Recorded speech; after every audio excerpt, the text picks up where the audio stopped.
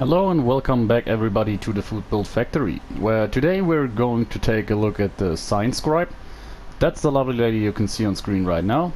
As you can see here, we are going to use a Gauss rifle, to be more precise an anti-armor one with better VETS crits.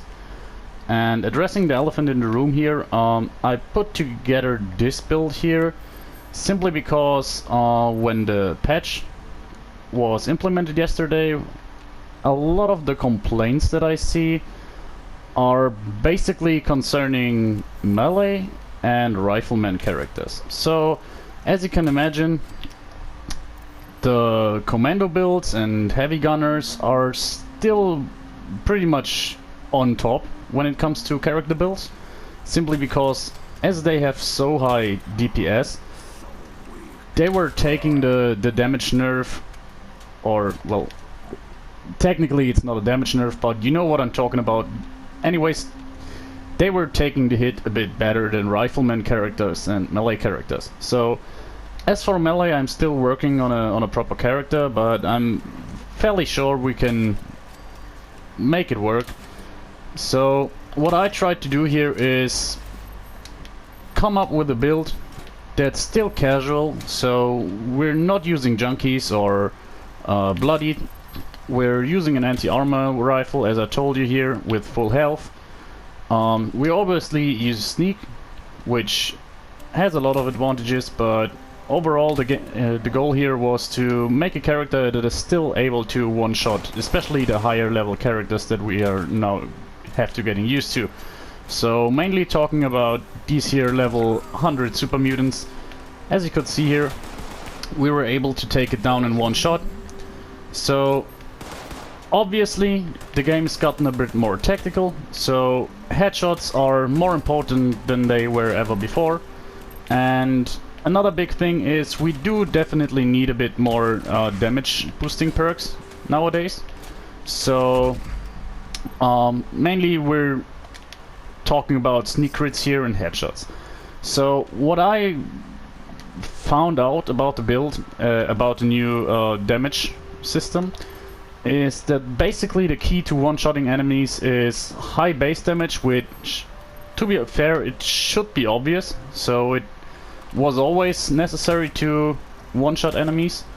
But when it comes to rifleman characters, up until now, pretty much the go-to weapon people used was something like the lever action rifle, for the simple fact that it had high enough base damage to pretty much one-shot everything in the game, and was still fast enough so you have a good gameplay feeling, so you could pretty well deal with crowded situations. But, well, bad news is this is not the type we're going for nowadays. So what I mean by this is you really have to invest into the strength of your weapon. So meaning a weapon like the lever action, for example, its strength is versatility. So you're having relatively fast fire rate and a bit of a magazine size, so you can use follow-up shots. So if you want a rifleman character that's going to take care of a lot of enemies, you can still use the lever action rifle or a semi-automatic rifle like a handmade, for example. But you have to deal with the fact that you're going to need to do follow-up shots. So one-shotting enemies with them is not really up to date anymore. I mean, you can do it. I tried it with a bloodied one, and with a bloodied character you still one-shot most of the enemies in the game with such a semi-automatic rifle. But if you really want to bring home that feeling of a sharpshooter, you have to invest into weapons that are really hard hitting. So in this case we're using the Gauss rifle. Also, anti-armor perks and modifications are worth more than ever before. So simply because anti-armor or tank killer or stabilized weren't affected by the nerf. So what I mean by that is they aren't a damage boost per se, so they're just making your damage more effective in a way, if that makes sense. As you could see here, things like the Deathclaw here are a little pain in the ass, I'd say. So as you could see, I needed some shots here. I could have probably done way better if I was using VETs with a critical, as our weapon is really invested into that. But I felt like, I know people don't like how the Gauss rifle behaves in VETs, so it's a bit buggy. You often miss the first shot. Once you get into crowded spaces where you do a lot of where there are a lot of enemies, you can still reliably use VETs with this weapon. So I mean, you do still miss the first shot, but it's not that big of a problem. So as you can see here, first shot doesn't hit. The second one was probably just due to low hit chance, but the first one, no matter how big your good your hit chance is, will probably not bring home the point. So what we do here, we use a lot of third person. As you can see here, the spread and hipfire accuracy is very good with this weapon with the aligned modifications. And you're not one-shotting everything, that should be said. But if you manage to get a headshot in, you can even reliably take down these high-level super mutants here. This wasn't a headshot, sadly, so if you miss the headshot, you will have to come up with a follow-up shot, but that's not a big problem here. So as you can see here, VETs isn't really reliable, but due to your stealth you do have the time. So by the way, this is really bad luck here. The weapon usually behaves better than that. Missing 3 shots in a row is simply bad luck. So we can successfully switch between using VETs and not using it, by the way. If you're not getting a headshot in, don't mess with it, don't wait too long, it's not that important. You can pretty easily do a follow-up shot, as you can see here. By the way, the mutant hounds are really a threat nowadays. They do a lot of damage and they can take quite a hit. So honestly, I'm just feigning a lot of shots here and overall not showing all that much skill, so that you should keep in mind. You can run this way more effectively. Also, the VET's hit chance is affected by your server, so I feel like on laggier servers you do have more of a problem. But you can see here, sometimes it goes well and you can really chain together VET's hits without a problem. I decided to go with this one here, and well, this enemy here will be a challenge, but as you can see here, without a VET's crit we could nearly one-hit him. If we would have landed a successful VET's crit, I guess we could have one-hitted him. Even a level 100 super mutant. What I noticed with this patch here, as you can see, sometimes the damage just doesn't register. I feel like this is new. I didn't really have that problem earlier. So as you can see here, we're basically doing hits all the time, but it didn't register. So Bethesda definitely has to improve on that. But overall, I gotta say, I am not hating on the new update. Like, One Wasteland I feel is a great addition. Having a lot of new areas to explore is something great in my opinion. I deliberately chose to do West Tech once more, simply because these level 100 super mutants and level 75 ones seem to be the biggest problem for people. What I think isn't as big of a problem, because you're not depending on West Tech and Whitespring, for example, anymore. Not in the same manner as before the patch, by the way. So people tend to value their builds on how good they run the golf course and the West Tech building. because these were the, or at least some of the most effective farming areas to this point. So in terms of legendary farming and XP farming, those were the go-to locations up until now, and that's why people always think they have to be able to clear these areas out very, very efficiently, which isn't necessary anymore. So you can have the same effect as you had with Westtech like 3 days ago by just going into the forest region. So for those of you who don't know, the new patch made it so that enemies scale to your level, but there's still a level cap. So in the lower level areas like the forest, enemies have a max level, and for the forest region that's level 50. So if you, for example, venture through Morgantown, you will find that there are a lot of level 50 ghouls. Or just quickly take a look at the map here. This town here, Summersville, it switches between Blood Eagles and Super Mutants. So there are a lot of new opportunities to farm legendaries and XP that are basically the same difficulty than Westtech was before and Whitespring. Anyways, back to the topic. I decided to go here in this video simply to show off that it's still possible to run an effective Rifleman character without a big of a problem. Even more so, you can one-shot ghouls with torso shots with this weapon. You do have to reload quite a bit. I guess a quad ghost rifle would be a good idea. You're missing out on the anti-armor effect, but you should still be effective enough to take down those ghouls.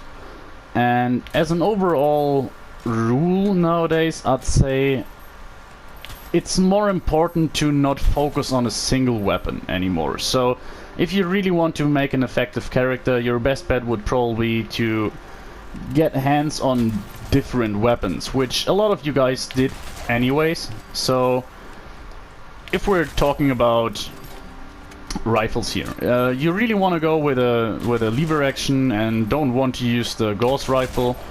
Well, what you could do is use an instigating lever action rifle for mobs. So you should still see the same effectiveness as you did before the patch, basically. So with sneak attack headshots you should still be able to take down, well, at least every ghoul, and I guess I have to dig into that, but probably even the level 100 super mutants should be one-shotted with an instigating lever action or hunting rifle. And just carry a backup weapon for other enemies. So mainly sheep squatches and yeah, this is my aim by the way. Mainly sheep squatches and scorch beasts. Well, you can use an anti-armor one, carry it. It will take a bit of a time, but it's not that as big of a deal as people make it out. And furthermore, you can really invest into weapons like hunter's weapons, for example. So as far as I'm aware, the hunter weapon do affect Scorch Beast, not Scorched, but Scorch Beast.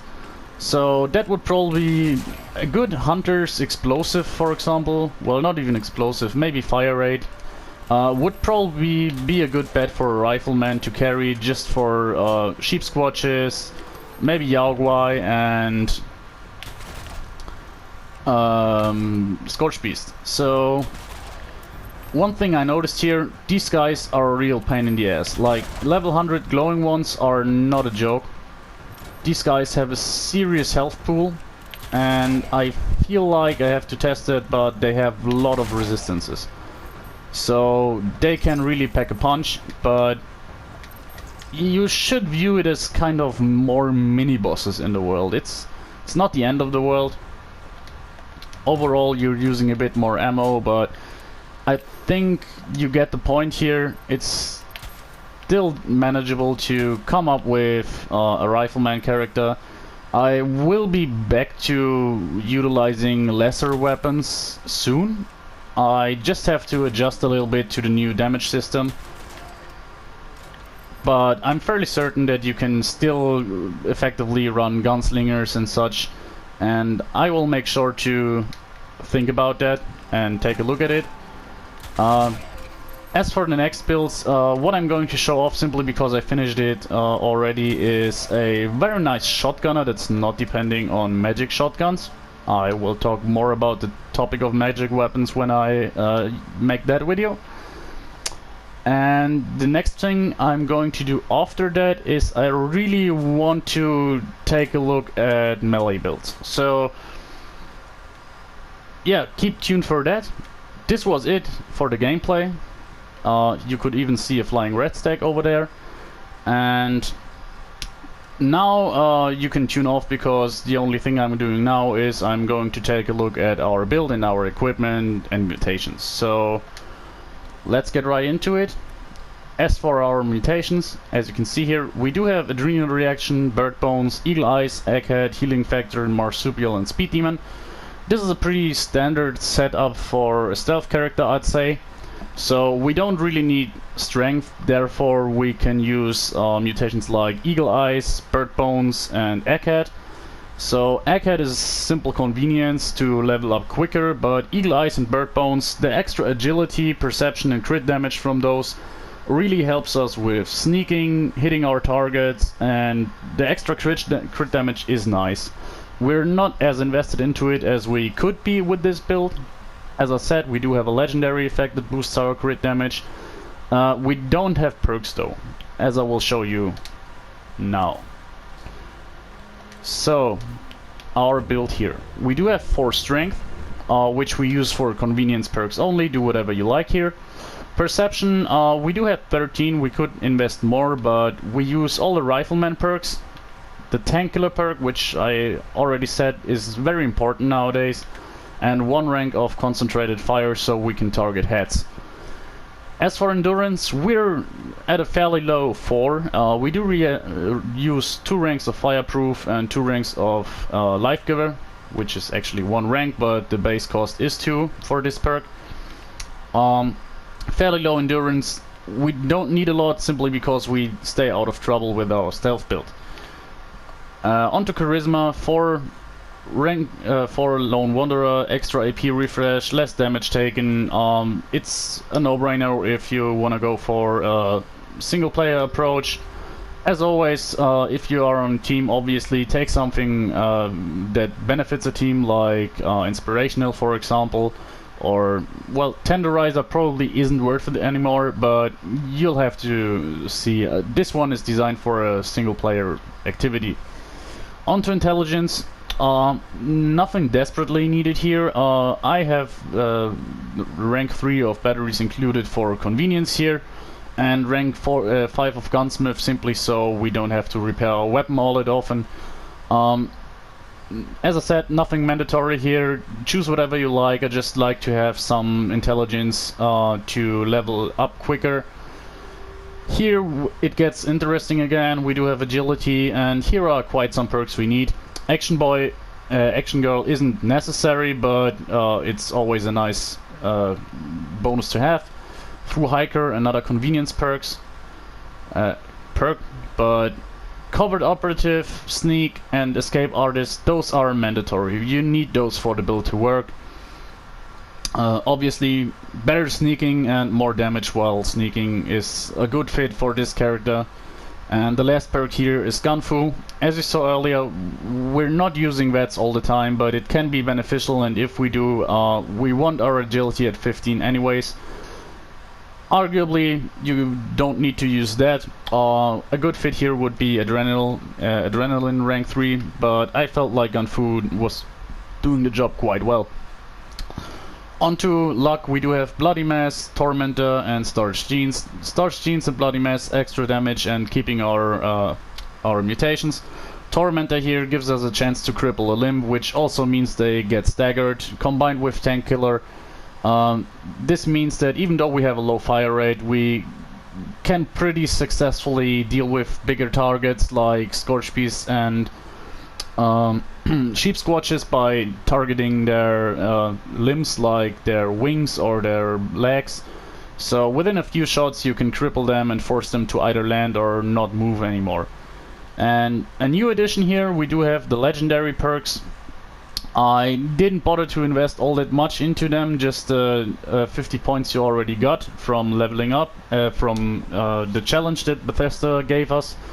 So I invested 2 ranks in follow through, which makes our ranged sneak attack damage increase to target by 20% for 10 seconds. Meaning our follow-up shots do more damage. It's pretty much just the most solid and convenient perk for, well, ranged stealth characters. What else do I say? I'm going to take a bigger look into legendary perks going on, but for now this is it. And the last thing I'm going to show off here is the weapon. As you can see here, as promised, an anti-armor gauss rifle with extra damage with our VETS critical. And for apparel, we do have 4 pieces of chameleon here, 2 trapper arms, 2 leather legs, and where's the last thing here? A weightless trapper chest piece. Ideally I would have liked it to be another chameleon piece, but the weightless is nice, and this here has the sneak effect and AP refresh on it, so it's definitely a good piece for a stealth character. So what else is there? I think that's it. I'm probably not going to do a video dedicated to the new patch, but expect me to talk a lot about the patch notes or the new additions to the game in the upcoming videos. And as for today, that's it. This was the Scribe, and yeah, bye bye guys.